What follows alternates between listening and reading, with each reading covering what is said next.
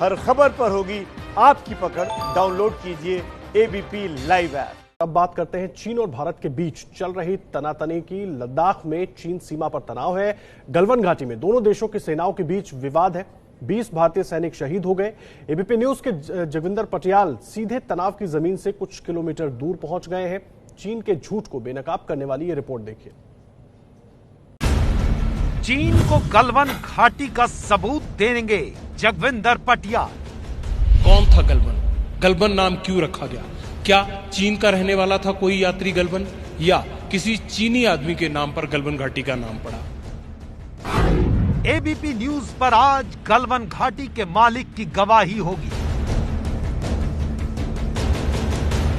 ABP news के जगविंदर पटियाल एक ऐसे सफर पर निकले हैं जिसने चीन के झूठ को बेनकाब किया है। लेह की सकरी सड़कों पर जगविंदर पटियाल ने चीन के दावों का सच जाना है। आज एबीपी न्यूज पर लेह की ये सड़कें सच बताएंगी। आसमान को छूते पहाड़ चीन के झूठ की गवाही देंगे। पहाड़ों पर बने ये घर झूठे चीनी दावों का सच बताएंगे। आसमान को छूती पहाड़ियों और उनके बीच फैली वादियों से ढलता सूरज आज सच बताएगा। पहाड़ों के बीच लहराता तिरंगा आज सच बताएगा। ये चोटियां, ये रास्ते, लेह की सकरी गलियां सब सच बोलेंगे। एक किताब, एक कस्बा, कस्बे में एक घर और उस घर में एक परिवार, और परिवार के पास मौजूद एक किताब आज चीन को गलवान घाटी का सच बताएंगे। ये वादियां, ये फार्म हाउस, ये मकान आज चीन को गलवान घाटी पर भारत का सबसे बड़ा सच बताएगा। गलवान एक गाइड थे और पूरा नाम था गुलाम रसूल गलवान। अंग्रेजों के गाइड हुआ करते थे और अंग्रेजों को घुमाने के लिए कश्मीर से जो अंग्रेज निकलते थे उनको लेह से लेकर सेंट्रल एशिया तक लेकर जाते थे। इसीलिए अंग्रेज जब उनकी इस गाइड से इतना इंप्रेस हुए कि कोई भटकने नहीं देता है, इतना अच्छा गाइड है, इतने खुश हो गए कि उन्होंने गलवान घाटी का नाम दे दिया।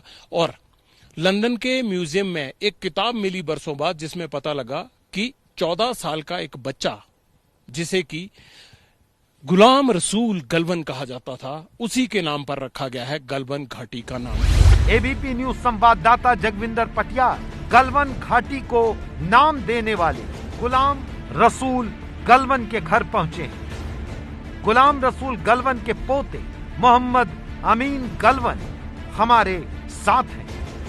किस तरह से गलवान साहब ने अंग्रेजों की मदद की और अंग्रेजों ने बदले में उन्हें इतनी बड़ी घाटी को उनके नाम पर रख दिया। गलवान रसूल जो ना वो अंग्रेजों के साथ ट्रेकिंग के लिए गया था, तो वो बीच में उनको रास्ता भटक गया, तो रास्ता दिखाया और सही सलामत एक जगह पर पहुंचा। तो उन्होंने उस बदले में नदी का नाम जो ना गलवान नाले के नाम पर रखा गया है। यहाँ आप कब से रह रहे हैं? कितने साल हो गए यहाँ रहते हुए? मैं यहाँ से कम से कम 70-80 साल से हूँ। मेरा उम्र तो 60-65 साल की है, तब से मैं यहाँ पे रहा हूँ। देखिए, जगविंदर पटियाल ने गलवान घाटी के इतिहास का पता किया। गुलाम रसूल गलवान के पोते ने जगविंदर पटियाल को इसके सबूत दिए। जगविंदर पटियाल को मिला सबूत और गलवान घाटी का इतिहास करीब 200 साल पुराना है, जिसे चीन अपने झूठे दावों से हथियाने की कोशिश कर रहा है। जगविंदर पटियाल के हाथ में यह किताब चीन के झूठ के खिलाफ 200 साल पुराना सबूत है। इस किताब में मोटे मोटे अक्षरों में मौजूद है गलवान घाटी की 200 साल पुरानी कहानी, जो बताती है कि गलवान घाटी चीन का नहीं बल्कि भारत का ऐतिहासिक हिस्सा है।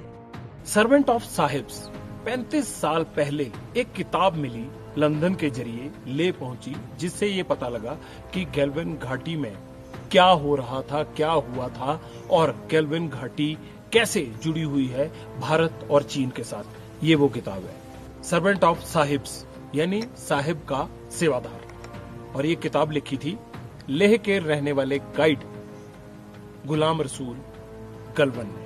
और गलवन साहब इसीलिए आज एक बार फिर सुर्खियों में है। ये किताब 35 साल पहले लंदन से भारत पहुंची है।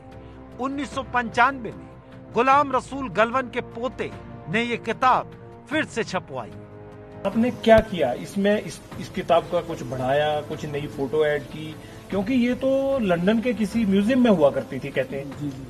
ये डब्ल्यू वेलफेयर एंड सन ने उसको प्रिंट किया था, पब्लिश किया था।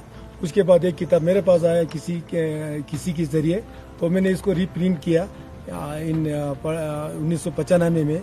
तो इस रीप्रिंट में मैं पर्सन एडिशन में मैंने अपना इंट्रोडक्शन दिया है और अपने वालिद साहब और चाचा का फोटो भी इसमें ऐड किया हुआ है। और गुलाम रसूल गलवन का जो दोस्त था जो सफर में साथ जाता था, उनका भी फोटो इसमें ऐड किया हुआ है। अब सुनिए गुलाम रसूल के पोते के जुबानी 200 साल पहले की कहानी, जो सबूत है कि गलवन घाटी भारत का हिस्सा है और जहां चीन घुसपैठ कर रहा है। कब जाया करते थे आपके दादा वहाँ, और आपको उनके बारे में क्या पता है? गुलाम रसूल गलवन जो मेरे दादाजी है वो 1800 में ले सिटी में पैदा हुआ।